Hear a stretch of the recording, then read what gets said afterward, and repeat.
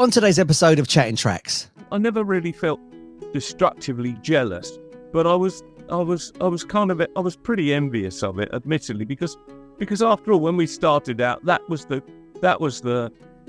model that we were striving for. And I think Brian and I first collaborated on Step on Me, which was is that on the Smile album? It is, yeah. Is it? God blimey. Yeah, and Doing All Right. Yeah, I think if anything, the problem with that was that it was too eclectic. There were the variety of songs was too difficult. Chatting Tracks. Let's talk music. Hello, and welcome to Chatting Tracks. It's me, Rob the Face Radio Burgess. Welcome along. Let's talk music indeed. And welcome to today's episode. Before I get on to today's guest, a massive thank you to everyone that's liked and subscribed on the YouTube channel and is subscribed to the podcast. Thank you so much. It really helps me out and it just spreads this music community that we're building. And it's definitely getting bigger thanks to you. So thank you so much for that. Anyway, today's guest, I've got the amazing Tim Staffell. When Queen came around when I was a kid, I fell in love with Queen almost straight away. I got the video box set of the greatest hits and I was instantly hooked on the songs and I had to find out more and about who they were. Eventually, you know, when you get into a band, you find out about the people that have been in the band. Tim Staffell was in a band called Smile, which is a precursor to Queen. Now, Tim's name was always floating around and I knew of him, but I didn't know much about him. And, you know, as you get on, you get books, you read about things and the internet comes around, you can start hearing more stuff. Tim is more than a footnote in the Queen story. He's a fantastic singer, he's a fantastic songwriter, and he's an all-round lovely bloke. At the end of this episode, he's allowing me to play a track from his new album, Wayward Child, called Everybody Surrenders. It's a fantastic song. I hope you like the interview. Tim's a lovely fella, and I meet a lot of people doing this show, and he's probably one of the nicest I've ever met. Anyway, I'll see you in the next one. Enjoy. Growing up, was your house quite musical when you was a kid? Was your parents into music? Well, my dad, God bless him, God rest his soul, he's been gone a long time now. I'm the same age as he was when he went. He fancied himself a music lover, but the kind of music he liked to listen to was totally anathema to me, because he liked listening to James Last and this rather insipid organist called Klaus Wunderlich. And I mean, he did like cinema organ, and that, I actually will sign up to that, you know. But I didn't feel that his music, you know, at least he could have been into bebop or something, you know. But unfortunately not. I think my dad was a lightweight as far as musical appreciation was concerned. My mum's main comment would have been about anything like that. Oh, that's nice, dear. So, but that isn't to say she wasn't intelligent. She was actually more intelligent than my dad, but bright in the sense that she just knew. I shouldn't say she knew her place. She just knew what was diplomatic and what wasn't, you know, and that so she was very cool. She imparted more good sense to me than my dad did, I believe. And it wasn't a musical household, except for the fact that we had a radiogram early on, and I used to have 78 RPM records. Wow. So did Dad. And you know, that was the old kind where you'd put this horribly abrasive needle onto the disc, which was effectively an acetate, like a later version of an acetate master, you know. And if the needle was a bit sharp, you'd get a little spiral of plastic or paper coming out of the grooves as it chewed it up. But that was okay. And actually, my dad did figure out a way. I don't know how he managed it. Dad worked out a way to get it to run at 48.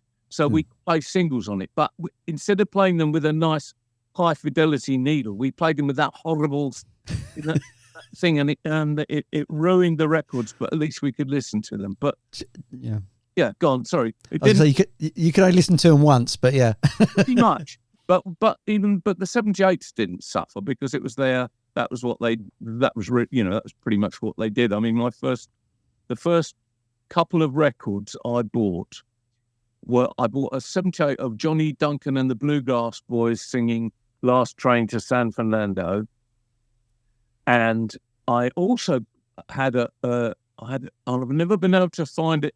I've never been able to find this since.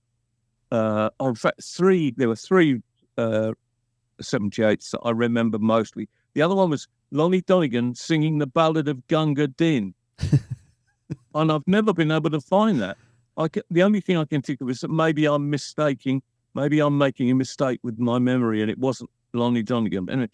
And the third one was some strange comedy record called Pop-Eyed Pete. I haven't been able to find any evidence of that either anywhere. Pop-Eyed Pete had great big feet and his shoes were 23. Can you believe it? You think I'm nuts? I probably am. No, but anyway, those are genuine memories from those days, from the old 78 radiogram, and then of course I did eventually get given a like a dissect clone. I mean, you know, an Garrard auto changer, you know, that would do singles, and then I started to buy 45s. I think my first 45 was, oh God, Return to Sender, I think. Oh, nice. Yeah, and then Runaway, Del Shannon, and I mean that was my introduction to being a record consumer. You know, was 45s of that era. It didn't last very long because I discovered and got pretty quickly seduced by the blues. And what was it? There was a shop in Kingston. Can't remember the name of it, but it was a record shop which had a really good blues and jazz section early on in early 60s, 61, 62, something like that. And I used to go to Kingston quite a lot and buy, I mean, EPs. I bought quite a few EPs. I must have bought a load of, well, it was Pie International, red and yellow label, you know, that. Yeah. Bo Diddley EPs. I think I bought a couple of Bo Diddley EPs. Was Chuck Berry on Pie International?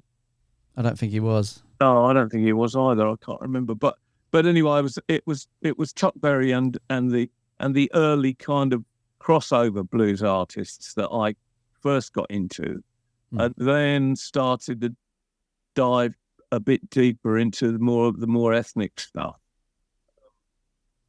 which kind of it kind of set a precedent that I never really escaped from, even during the rock years. I was always, to be honest with you, I was always slightly dissatisfied with the rock idiom. Because I didn't quite know why until I realised that it was deviating from the idea of a groove. You know, it really was. I maintain that to this day, that the thing about English rock, a lot of English rock, was that not that this discounts it completely, but it wasn't necessarily all about groove. Yeah. And I think the blues originally seduced me into wanting to hear a groove, you know. And I think that was a kind of it started off as a mild infection, which was with me all through the rock years, and then it resurfaced in a kind of shingles, as a desire in the late 60s to want to be playing more groove music, you know. Yeah. And I think that's kind of significant in the progress that I've made or haven't made, if you like. I mean, Were you a Yardbirds fan? Yes and no. Well, actually, I was at the time, but I'm not so much now, because when I listen back, yes, I was, because we used to do covers. We used to do Yardbirds covers in the band 1984, and but I don't dig it so much now. But then what? But then why would you? You know, if you move on in your life, it doesn't necessarily negate anything you liked when you were younger. It just means that it's not calling to you anymore. You know, and it doesn't really. Some bands survive that retrograde scrutiny, and some don't. For me, the Yardbirds don't. In some ways, the Stones do. You know, I think. I mean, and I think part of the reason for that is that I think one thing is that the Stones have always been about the groove. Yeah. They really have always been about the groove. In fact, one of the few English bands that really understood what groove was, well, Charlie Watts, you know. And I say it's because of his jazz roots that he knew, you know. And some of those Stones tracks, wow. Yeah. Little Red Rooster, yeah. Yeah, and well, you know, I'm thinking more of the you know, the things like Honky Tonk Women and Brown Sugar, you know, just solid grooves, you know. I mean, yeah. Especially Tumbling Dice. When you get to Tumbling Dice, that's absolutely. Yeah, that's another. Yeah. Wow. Yeah. But I mean, who else? I mean, bands like the Who were strange. They were kind of on the fence, because they did understand groove, because although Keith Moon was all over the place, he still understood groove.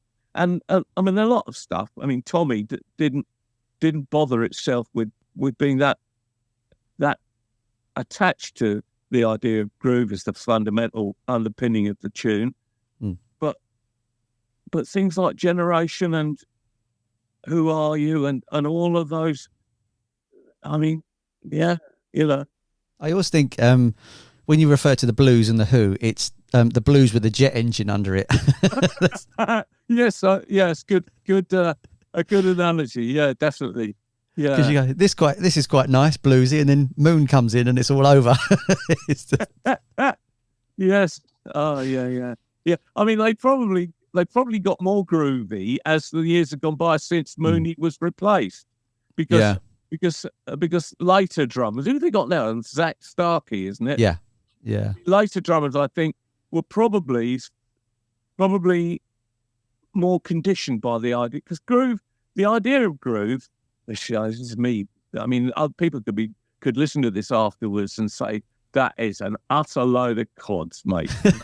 They might be right, you know, but it's only my opinion. You know, you make up these opinions of things, and you think they're correct because they seem to link everything together in a sort of logical and consensual sort of way.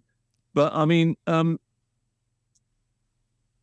drummers who didn't arise until the 70s, especially talking about drummers, they had the 60s as legacy conditioning. You know, we didn't. We had the 50s as legacy conditioning, and whatever we picked up on them was what informed what we did going forward. And as later generations have moved on, I reckon bands have got better and better and better and better and better. I mean, right at the moment, when I think about a band like, say, Snarky Puppy, do you know Snarky Puppy? No. God, those players, they're just unbelievable. And you think, oops, you know, I don't find myself in a studio with them being asked to play some guitar or some bass, because I'm afraid I wouldn't be able to hack it, you know. They are just unbelievably good, you know. But like Jacob Collier, You know, you must know Jacob Collier. Yeah. Lord, what's happened? You know. So when did you pick up your first guitar, and who was your guitar influence when you were learning? Would it be blues again? I probably, you see, I was a singer, and I always wanted to be a singer. And I only really got hold of a guitar at a point where I thought, ooh, I'd better have a way that I can accompany myself, because you know, if I suddenly don't have a band, what am I going to do? Yeah. So I must have picked up an acoustic guitar mid-60s, maybe 64, maybe 63, and, you know, and learned the rudimentary chords. And I suppose I got better. I did get better at it. And in fact, you know, I got at least as good. I got at least as good enough to be able to swap to bass legitimately. I mean, I was never a great bass player, but I was competent. You know, I was capable up to a certain level, and that was because I'd played guitar, and I knew most of the chords, and I knew most of the root notes of the chords, and I knew most of the scales and that stuff. So, and guitar heroes, I think it's got to be the early bluesmen. I mean, I think Otis Ruff used to be a really great hero of mine, and it wasn't till years later that I realised that he strung the guitar the wrong way round and played it upside down. But I used to love I loved the way, and of course Clapton. Funnily enough,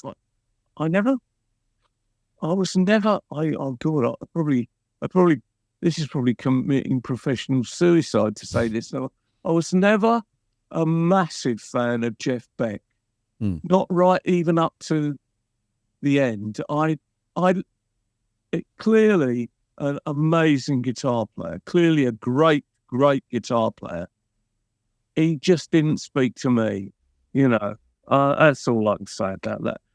Because I liked Clapton. God, I did like Clapton. I think he suffered.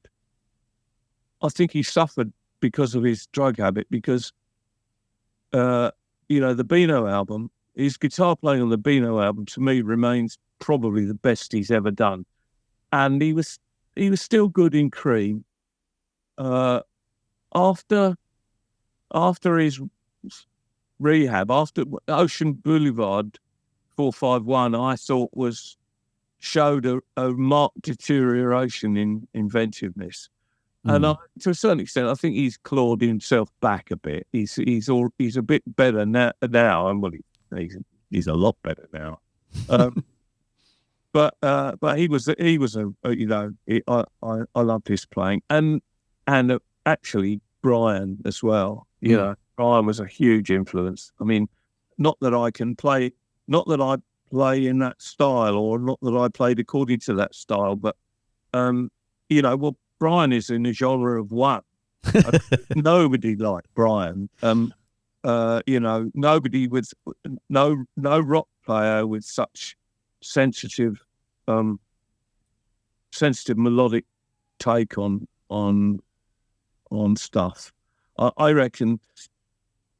I don't know. I mean, the only other rock guitar player I really dig, to be honest with you, is Eddie Van Halen. You know, but there's so many of them who are just shredders who don't go anywhere. You know, which and it's incredibly clever. Christ, I wish I could impress people by shredding. I mean, I wish I was Nuno Bettencourt, for instance, but unfortunately not. But you know, but I don't particularly like listening to it, but unless it's got that lyrical underpinning, like Brian does, like Eddie Van Halen does. You know. Yeah. I mean, I'd take Peter Green over Yuri Malmsteen any day of the week. So it's. Oh, me too. Absolutely. Yeah, definitely. Yeah, when it comes to when it comes to blues players, different matter altogether. I mean, I suppose Peter Green was an influence, and later on, of course, because of the connection, Snowy White. I liked Albert King. I mean, God, I still do. I still play Born Under a Bad Sign. I still do that at gigs sometimes, every now and then. What about Buddy Guy? Yeah, I like Buddy Guy too. Yeah. Albert Collins, the Iceman. Wow. Mr. Telecaster. But then of course, it started things started to change for me. The next guitar player that really blew my socks off was Larry Carlton. And I've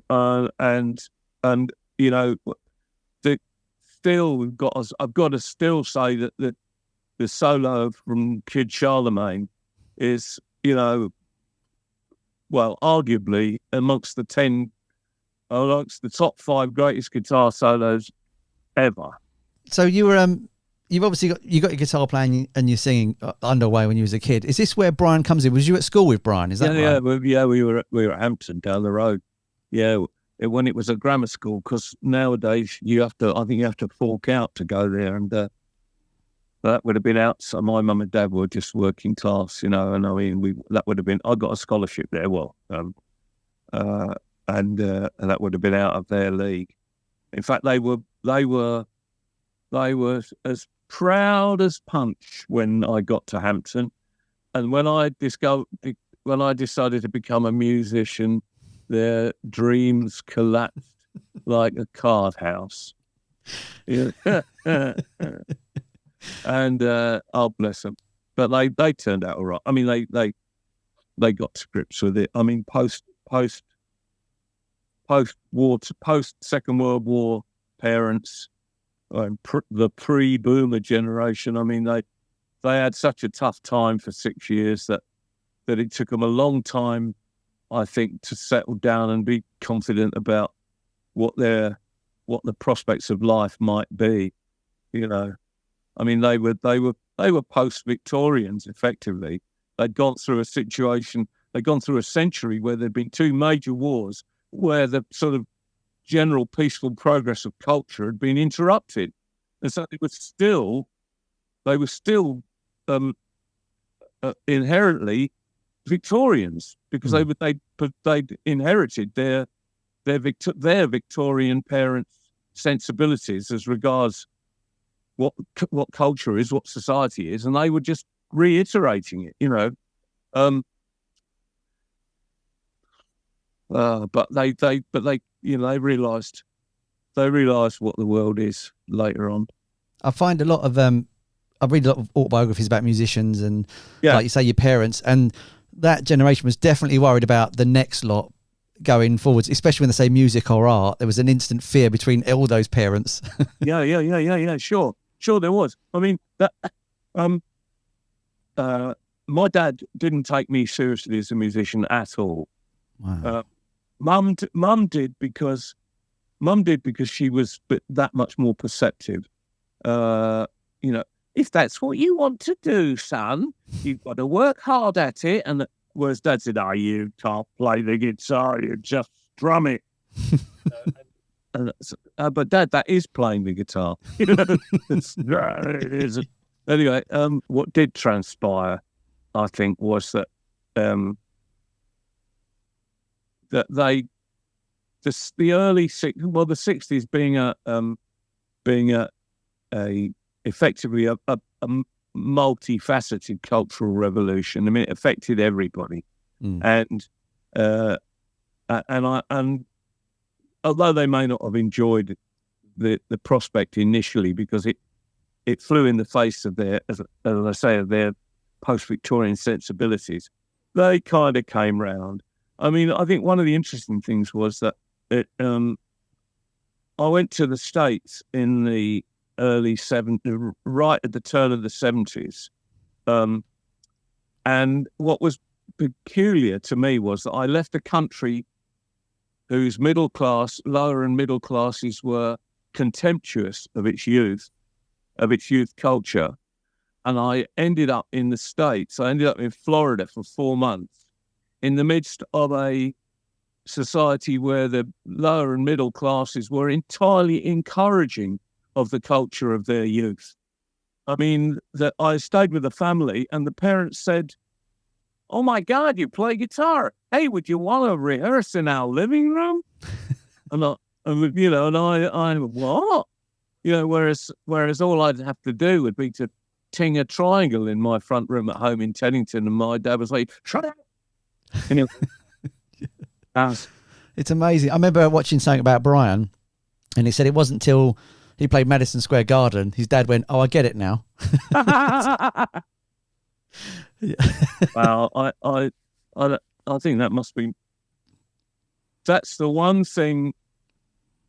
I mean, I have. There's no doubt about it. I've been envious of their success. I was thinking about it yesterday. I was thinking about the fact that I haven't. I never really felt destructively jealous, but I was pretty envious of it, admittedly, because after all, when we started out, that was the model that we were striving for. On reflection, looking at the kind of lifestyle that I know they've led, I don't know that I'd have enjoyed it quite so much, and not for any sour grapes or anything, but just because I think I'm a different kind of person, and I used to hate touring anyway. So I don't know that I'd ever have got used to it. Maybe I would have done, but I think the one thing I do regret is the very fact that for Brian to be able to show to his dad the degree to which he'd been successful is something I was never able to do. And I think that in itself was something that I am deeply envious of, But you got to make records that most kids didn't. So you still, Yes. Yeah, I guess. I mean, it's funny contrasting the experience then and the experience now. I mean, and to be honest with you, the gap between, which one might loosely say was from the late 70s, say 1980 to 2000. So there was a 20-year period when I was only dabbling, and on either side of that period, I was recording and gigging as well. But the two now previously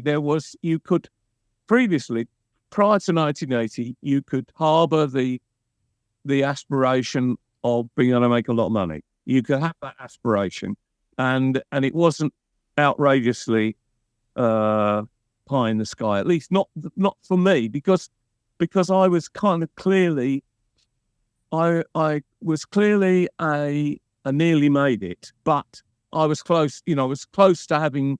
If I'd have stuck with it, probably would have made it as a mid-range player performer. Might have lasted 10, 15 years, maybe, I don't know.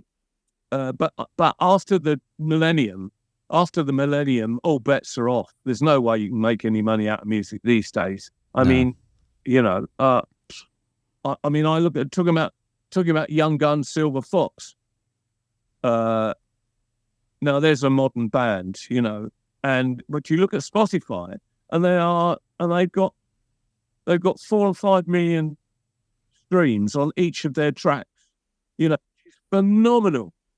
I mean, I've got 500,000 on one of my tracks, which was a Queen track.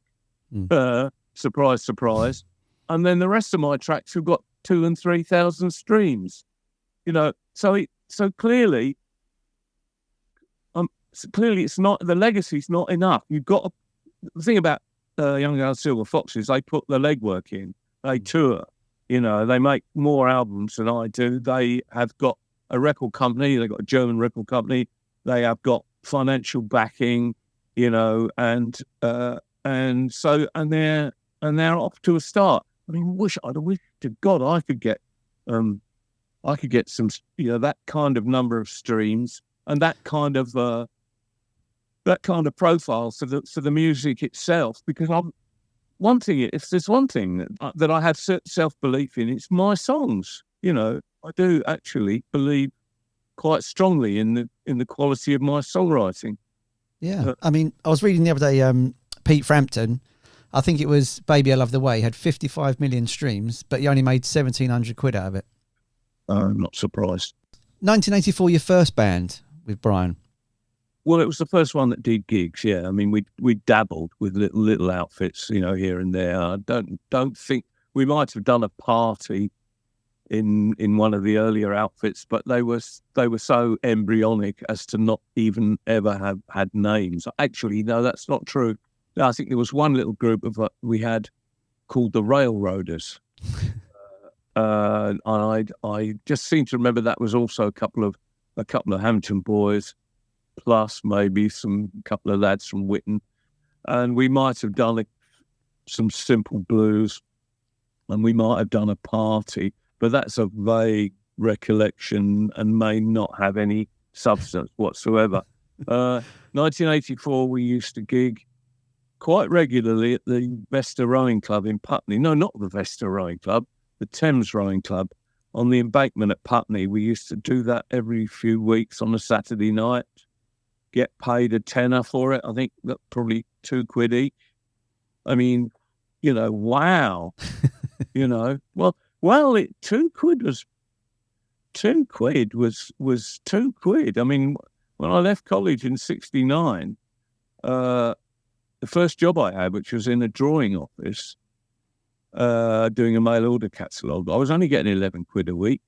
Wow. That's for a full-time job. But it was average, I mean, we aspired to £20 a week, Blimey. I remember I was watching something about Jeff Lynne, and he was making more money than his dad, and he said to his mum, "Oh, I'm going to go on tour," and he opened a drawer and there was all this money, and she said, "Where'd you steal that from?" She didn't think he'd earned it. Amazing, yeah. So were you writing in 1984 at the time? Were you getting into songwriting at that time?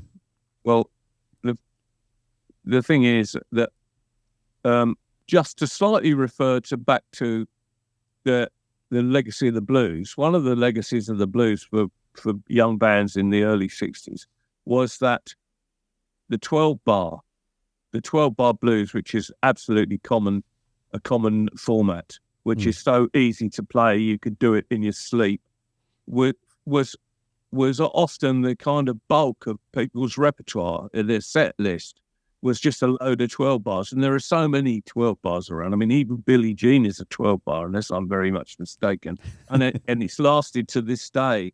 12 bars are easy to play, but eventually people got tired of white boy blues covers, and so it became incumbent on everybody to start writing their own material. Everybody was getting anxious about writing their own. You got to write your own material. Got to be self-penned. And I think Brian and I first collaborated on "Step on Me," which was is that on the Smile album? It is, yeah. Is it? God blimey. Yeah, and "Doing All Right." Those were the first two that we collaborated on. And from that moment on, I don't think we didn't. I think that kind of broke the duck, as it were. That opened the floodgates. Well, it didn't exactly open the floodgates, but it opened the sluice gates. So a chink, so a little bit of water came through. And then one summer, I think it was the summer of '68, I was just getting so, I've got to write something.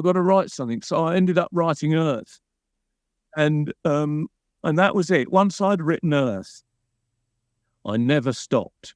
And I'm still writing now. I mean, obviously I'm still writing. There's something cathartic about writing, even if you're not writing personally poignant songs. I mean, and I reckon I do write personally poignant songs, but they're about 50%, I think, and then 50% are just fantasy, or I mean, sometimes fantasy with a philosophical or political point, I hope. Obviously, all of them are obviously as naive as hell, but it's just something. But they're still cathartic. I've learned that rather than take offence at someone on Facebook and answering them with a trolling broadside, the best thing to do is say nothing, ignore it, and write a song. Song is my way of trolling the human race. So was Roger in the band at this point, or was this only when Smile was formed? No, Roger was in. Was it the Reaction? No, were they called the Reaction? Was it Ibex as well? That was the other one. Ibex was Freddie's band. Oh, sorry. Yeah, Ibex and Sal Milk Sea were Freddie's band. Ibex were. I can't remember where the connection came from, but they were from Liverpool. They were up Liverpool way, I think. It may have had something to do with Ealing College, with some of the connections at Ealing College. Because we had some Yorkshire lads at Ealing College, and there may have been as well as some Liverpool lads. So I think maybe the connection with Freddie that got him into Ibex came from there. And then Sal Milk Sea was a bit later on, but Roger was playing in a band in Truro. I think it was called Reaction. Roger, I'm very sorry if I've got the name wrong. But he was, they were successful. They were a gigging band as well. And as you know, I mean, it's common knowledge that Brian and I left 1984 when we moved into tertiary education, and the rest of the band went to the provinces, to the University of the Provinces. There's only Brian and I that stayed in London. I went to Ealing to do graphics, which is where I met Freddie, and Brian went to Imperial College to study astronomy, which is how he comes to have that connection with space and all that. Although Brian and I have always had one of the things that kind of connected us together was the fact that I'd always been an armchair astronomer myself, and so a lot of what he talks about astronomy wise, maybe not on the applied physics side of it, but on the general side of it, I do understand. So there was that connection as well as the musical connection. Is it right Roger played bongos when he auditioned as well? He didn't actually have a full kit? Righty. I don't know. No, I don't think so. I think he had a kit. I think he put his kit down into the flat at wherever it was. Addison Gardens, was it? One thing I will say is that there are aficionados of the history out there, people I don't know, people who have made a habit or have made a study of every minutiae of detail about their life, which who know so much more than I do.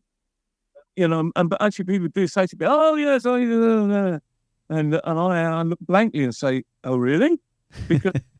Because the thing is, you don't. Well, I've never. I don't know. I never kept anything. It's like because the other thing. I worked on Tommy the Tank Engine. People are always saying to me, "Oh, have you got any of the engines? Have you got any of the props? Have you got any of the bits and pieces?" No, I haven't. I wasn't allowed to take them home. I wasn't allowed to have any of them. There's a thing called copyright, and people do expect more of you than you possess. I think in all sorts of areas, really, both in the intellectual and in the physical. I mean, I do feel guilty sometimes that people. I mean, sometimes people send me envelopes full of photographs of myself taken off the internet, black and white photographs from years ago.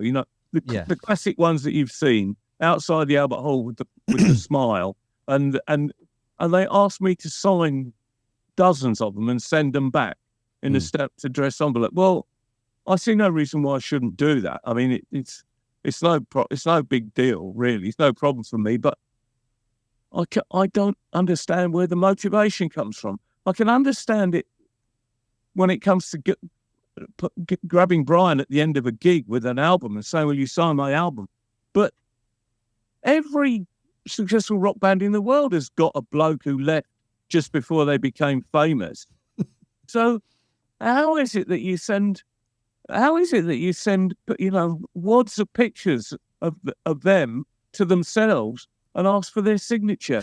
I mean, that to me is peculiar. It's weird. Yeah. It's very strange, I remember years ago, I had a bootleg of the Smile EP because it was all bootlegs back in the day, wasn't it? And I played it again recently just to refresh my memory with it. And I'm amazed at how straight away the sort of early Queen sound was there, but also how strong the songwriting was on that EP. So I thought it was a really strong EP. When I was listening, I thought, actually, these songs are really, really good. They're not just sort of, the bit before Bohemian Rhapsody, blah, blah, blah. I was like, these songs are fantastically written. They're brilliant. Yeah. So did you have an idea at the time that they were good, or was it just, right, we're just going to smash this demo out and move on? I always thought Step On Me was a great song. I also thought Doing All Right was a pretty good song, although it's really difficult to perform as a single artist, I can tell you. Well, because people keep asking for it, and it's hard. It's hard because it requires a band. It's a band song. It's not an acoustic guitar song because there are too many changes to interferes with the continuity of the song itself. Anyway, that's beside the point. And I also thought Earth was a good song too, even if it was mine. And I also thought April Lady was a good song. Yeah. I can't remember what else was on there. Polar Bear. Polar Bear was a good song. And Blag I wasn't so keen on, although people love it. And although it's a bit of a it's just a belter, it's just basically a belter with very little substance, it seems to me. But I think if anything, the problem with that was that it was too eclectic. There were the variety of songs was too difficult, and we didn't clearly know how to produce them in those days because we were a little rock trio with harmonies, heavy rock trio with harmonies. Right, how do we do these songs? Well, we do them like that. Right, okay, fine. And we tried to fit them all into the same mold, and that, looking back in retrospect, it wasn't the right thing to do. Polar Bear should have been done differently. Polar Bear could have done with some strings. Polar Bear probably could have done with the piano as a basic instrument, not the guitar. But we did them the way they did. Earth was probably better off as an acoustic guitar with an accompaniment behind it. Fine, that's fine. The other two, Step On Me worked as the band, and so did Doing All Right, and so did April Lady, I think. And Blag was just as I say, was a belter. So, all I'm really doing is applying contemporary sensibilities to those tunes. But I suppose my fundamental answer to your question is, you're right. They were quite good songs, weren't they? And great. If anything, that it's just the primitive treatment, that the elementary treatment that lets them down, if anything does, I mean, you say that, but I think Doing All Right, the Smile version, is better than the Queen version. I think it suits the song better.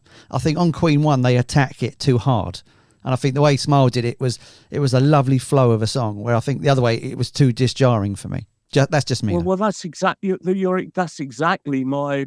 I can't really differ. I don't really know what Queen's version is actually like. I mean, I'm not that familiar with this. I haven't listened to a great deal of Queen, to be honest with you, over the years. I've listened to some, loved lots of it, but I'm not that familiar with their version. But that's my point about Doing All Right, is that it's a song that it's so important that the continuity stays throughout the entire song, and that it doesn't, and it's not disjointed, because there are 3 distinct sections of that song, and they all have different accented rhythms. And unless somehow they have a unifying factor all the way through, they come across as being disjointed. Yeah, it's quite right. Yeah. Yeah. And I noticed as well on Earth, there's an element of flash in there with the kick drum work. I thought, oh, Roger just copied himself about 10 years later. Yeah. So obviously, because I was having you on, when I get a guest on, I'm really interested in all their career. So I try and listen to as much stuff up to it as I can. So I did listen to Humpy Bong. Oh, yeah. Don't You Be Too Long was the song I found. Yeah. And what amazed me was I found it to be really country influenced with the guitar picking and stuff. Yeah. It seemed to be a country song almost. It is. Yeah, it definitely is. The weird thing about my career after Smile was that I met Jonathan Kelly. I met Jonathan Kelly because I answered an audition for Humpy Bong, which was Colin Peterson's band. Now, the reason I joined Humpy Bong was because I think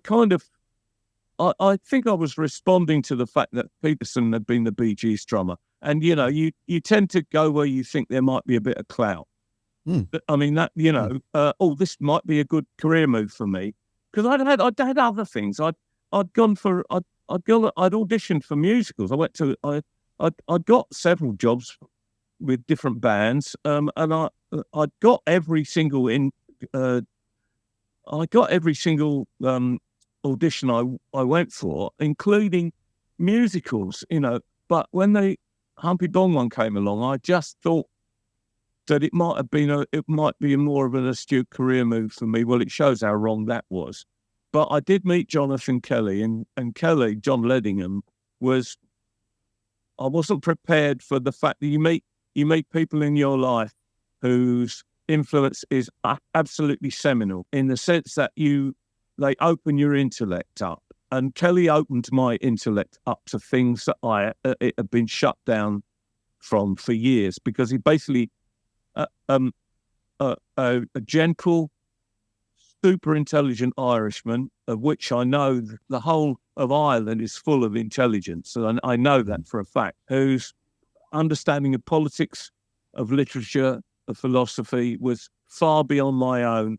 He suddenly made me feel inferior, and he didn't intend to make me feel inferior. I just withdrew on myself and became reflective for a period of 5 years, and or maybe slightly less than that. And but for me, that was a good thing, because I started to revisit things, elements of culture that I never had before. For instance, through Kelly's influence, I started to read proper books, proper literature. I started to read things that I would have neglected to. I started to see films. I started to understand culture more than anything else. And to me, it was an incredibly important period of time. And the essence of Humpy Bong was that it was a country band. It was a country folk band. He was a folk singer. He was an Irish folk singer. There's, the tradition of Irish show bands is that it's a kind of a pale shadow of Nashville. And that was, and that Don't You Be Too Long, it has a country, a distinct country feel. What I think about it is that I think my vocal is really good on it. Yeah, I agree. I think that I'd gone from being a relatively undisciplined heavy rock singer in the style of Robert Plant and other people of that ilk. And I was coming out of that. I was moving into the world of songwriting, and I had to know what to do with my vocal. And clearly, I had to change the style. I clearly had to change the aspect of it, which I'm not. I don't know whether I was quite there yet with Don't You Be Too Long, but I was on the way. I wanted to say that, paradoxically, I then joined Morgan, which was the other end of the spectrum altogether, which was a prog rock band. Now, why did I go from a band that was understanding the groove that I wanted to work with into a prog rock band where the groove was probably less evident than it had even been in Smile? It was a paid gig, was one of the reasons. But the other reason was I soon got very intrigued by the idea that I could work as a librettist effectively. That Morgan Fisher, whose music was complex and time signatured, was sending me these pieces over and asking me to write lyrics to them. And it was absolutely was the best. It was the University of Lyrics. It really was, because suddenly I was getting these amazing tunes that I hardly knew what to make sense of. And it was suddenly becoming incumbent on me to write lyrics that, you see, I've always thought with lyrics that you've got to, they've got to have some colloquial connection with the people that are likely to listen to them. You can go nuts if you like and write pompous stuff that has, the kind of prose that you wouldn't use in everyday life. But I've always thought that you really need to try and write in conversational English, or at least colloquial English. And so I was getting this stuff with these disjointed melody lines and thinking to myself, I've got to translate this into some kind of colloquial English. And I think it was an incredible training, because I think it worked in a lot of instances. Bit stilted. I keep thinking of is it the blind owl politician with his celebrated smile, a piano keyboard ivory with each key neatly filed, was molded from a snapshot of someone with a grin, with just a touch of Oscar Wilde thrown in. Seems to me that that's colloquially accessible. Mm. Am I deluding myself? No, not at all. Maybe I am. Wouldn't be the first time. I was amazed that, I knew you joined Morgan, and I'd not listened to Morgan until the other day, so last week actually. So I found some albums and was playing those, and it's one of those things where straight away I was like, well, that's early Genesis and that's early Yes and all these bands, but why had I not heard of Morgan? Why did they not sort of get to that level? Don't know. I don't know. I mean, I've heard it. I've heard the Morgan albums referred to as the forgotten gems of prog rock, and I was not so sure about Nova Solis, but the second one, the Sleep Awakes, or the original title was Brownout. I mean, Sleep Awakes, I'd hold that up against anything. Yeah, it's I think it's a terrific piece of work. And we were beginning, because Maurice Bacon, who's the drummer, who I'm still very friendly with him. In fact, I've organised a curry with him for October the 10th. Maurice knew the importance of the groove as a drummer, and I mean, he'd come out of Love Affair. Obviously, they'd all come out of Love Affair, and they were kind of finding their way into a more intellectually respectable musical form, and because Morgan was writing this sort of Bartok-esque stuff, it was a bit difficult rhythmically for Maurice to get to grips with it. But for the second album, I think it was, he nailed it. And the track "What Is What," there's really great sort of there's some great stuff on there that I loved listening to it. I do like listening to it again now. I still do. I think I'm going to put links to all this stuff in the description so people can hear this stuff, because I think it is forgotten gems, like you said. Can we talk about your last album, Wayward Child? Is that all right? Oh yeah, of course, yeah. Because I was listening to that the other day, and yet again we was talking about with the Smile demo, like a nice flow to an album. That album definitely has it. Yeah. I love the track "Everybody Surrenders" because it reminds me of Steely Dan. I got to be honest. Right. Well, how could I hope for a better compliment? I mean, no, the way that came together was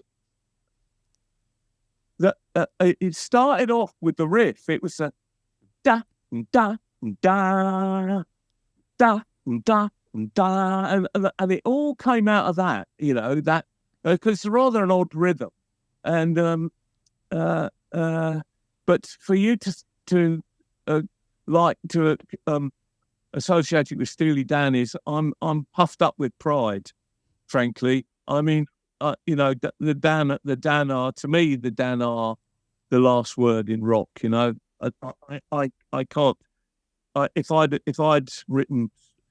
written, God, if I'd written any of their stuff, mostly I'd have been, I'd have thought that was it, But anyone that listens to the podcast, which everybody knows, I'm a huge Dan fan.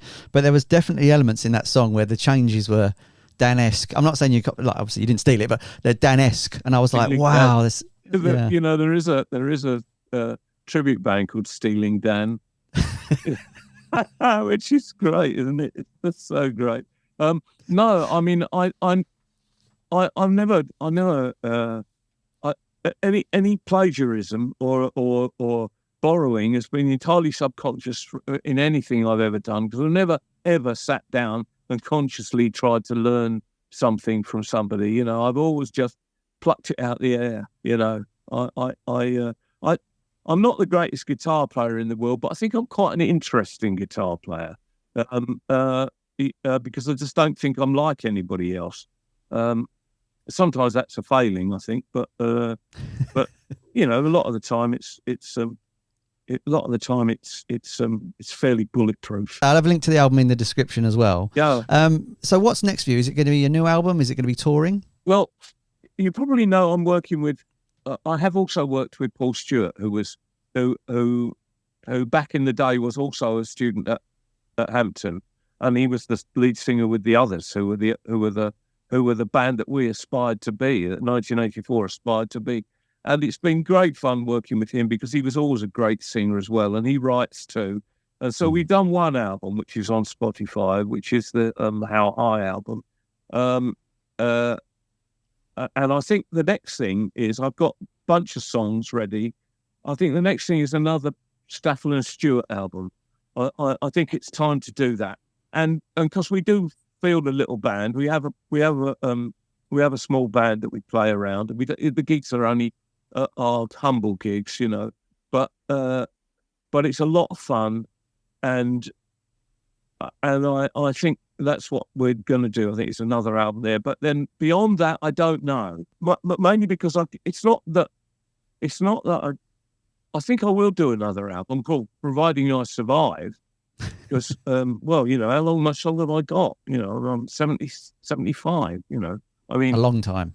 Wouldn't that be nice to think? I mean, to think so. I mean, at the moment, the songs I've been writing seem to me to favour our little band, which is kind of on the edge of Americana.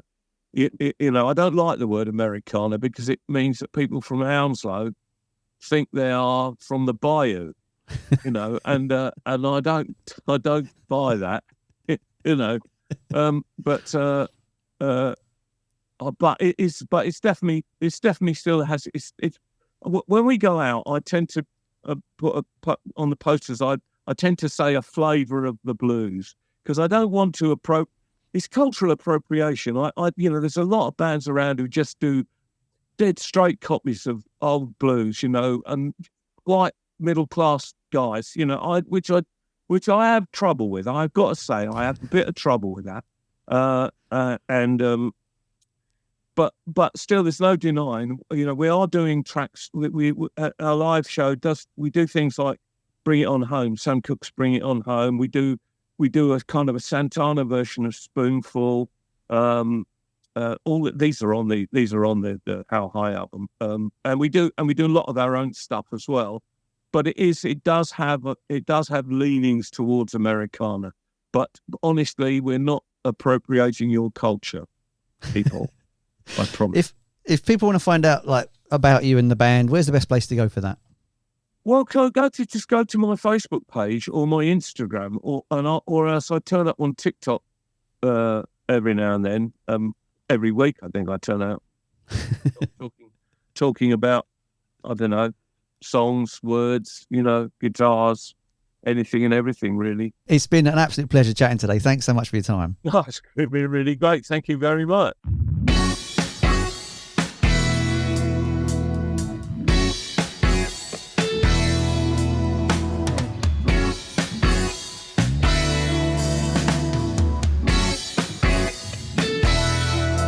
I got a story, and the spirit's coming home.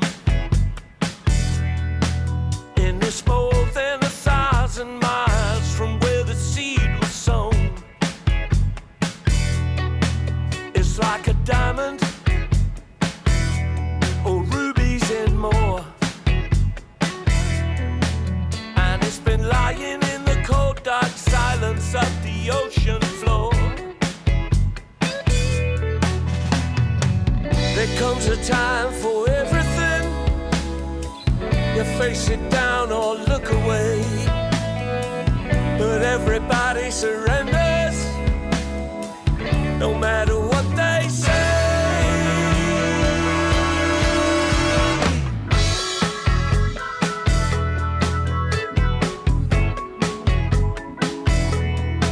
Storms are coming.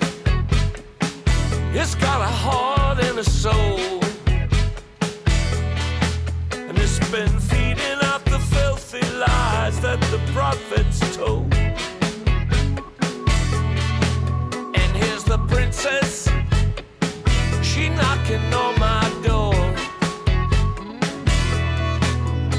She hopes that I change my mind from what it was before. It spreads over the heartland, across the endless plain. You fall down and you're sorry. You say it won't ever happen again.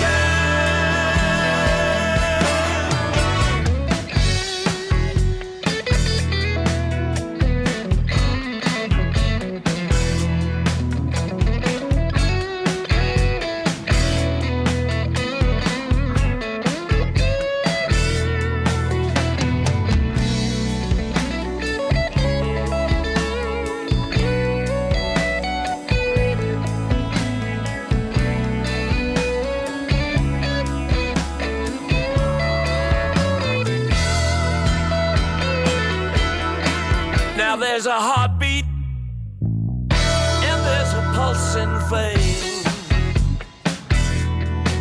but there's never gonna be no shelter from the pouring rain. Run out of money, step into somebody's shoes, but you'll never feel the warm embrace like you expected to. Don't shout about your feelings, nobody gives a damn. Just keep your reasons locked